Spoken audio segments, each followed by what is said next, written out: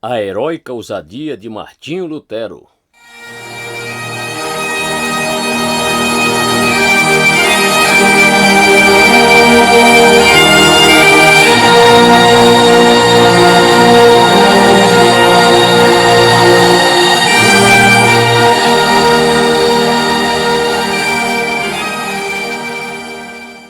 Capítulo 3. Implacável impulso no estudo. Continuação. Interpretação literal. Terceiro. Lutero lia e estudava a Bíblia com o compromisso de interpretar o texto literalmente. Procurava descobrir o significado comum e normal da Bíblia. Com essa abordagem, ele abandonou a tradicional interpretação alegórica da palavra para buscar um senso histórico-gramatical. Tragicamente, a Bíblia tinha sido espiritualizada durante muitos séculos antes da Reforma. Como consequência, seu significado tinha se perdido. Lutero, porém, reverteu essa tendência, procurando compreender o significado mais claro do texto bíblico. Lutero advertiu sobre a atração sedutora de espiritualizar o texto bíblico. Uma alegoria é como uma bela meretriz que acaricia os homens de uma forma impossível de não amá-la. Ele compreendia que a alegorização fazia a Bíblia dizer qualquer coisa que o pregador quisesse, torcendo seu significado. As interpretações alegóricas devem ser rejeitadas como especulações vazias e a escuma da Escritura Sagrada. Lutero confessava ter sido seduzido anteriormente pela abordagem alegórica, mas tinha visto o caminho melhor. Quando eu era jovem, especialmente antes de conhecer a teologia, eu lidava principalmente com alegorias, tropos e grande quantidade de artes inúteis, mas agora deixei tudo isso para trás. E minha melhor habilidade é oferecer as Escrituras e com seu significado mais claro, pois o significado simples é aprendizado e vida. Em outro lugar, ele disse: quando monge, eu era mestre no uso de alegorias. Fazia alegorias de tudo. Mais tarde, através da Epístola aos Romanos, vinha o conhecimento de Cristo. Reconheci então que as alegorias nada são, que não é o que Cristo significa, mas o que Cristo é que conta. Uma vez convertido, Lutero não podia mais peneirar o significado da Escritura. Ao explicar seu método interpretativo, Lutero disse que as palavras da Escritura devem ser retidas em seu significado mais simples sempre que possível. A não ser que o contexto manifestadamente o compila, elas não devem ser entendidas a não ser no seu sentido gramático e correto. Advertiu: não se pode dizer que as Escrituras ou a Palavra de Deus tenha mais do que um sentido.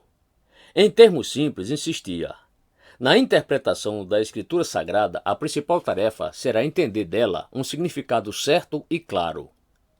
Ele via a hermenêutica direta, clara e literal como a melhor abordagem para a compreensão da Escritura. Lutero era extremamente zeloso quanto à necessidade dessa aproximação, defendendo que qualquer que se afaste do significado único da Escritura tem de responder por isso.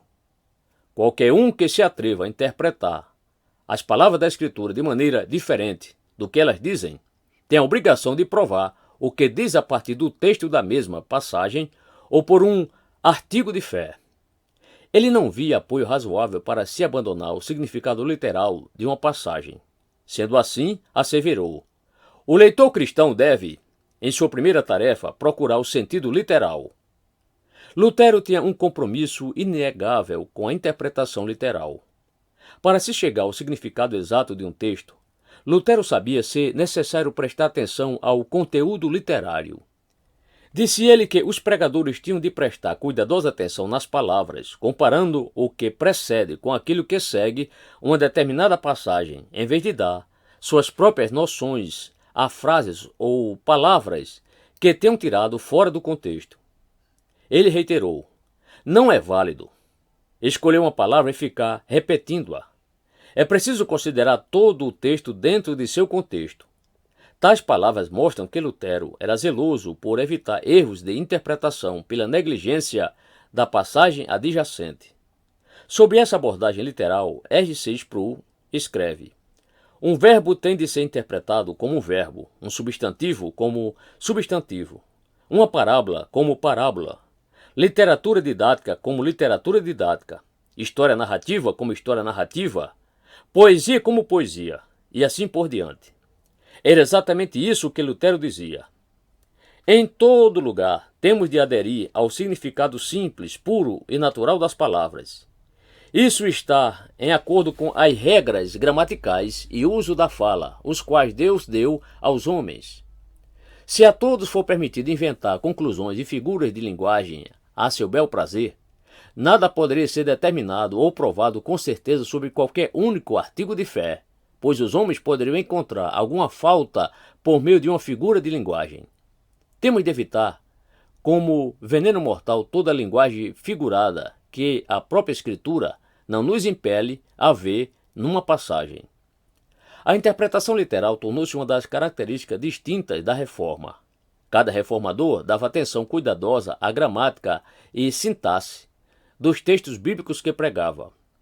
O conteúdo circundante e a intenção do autor eram também considerações chaves, como também eram as figuras de linguagem e o pano de fundo histórico. Nessa questão, como em tantas outras, Lutero foi líder no movimento protestante.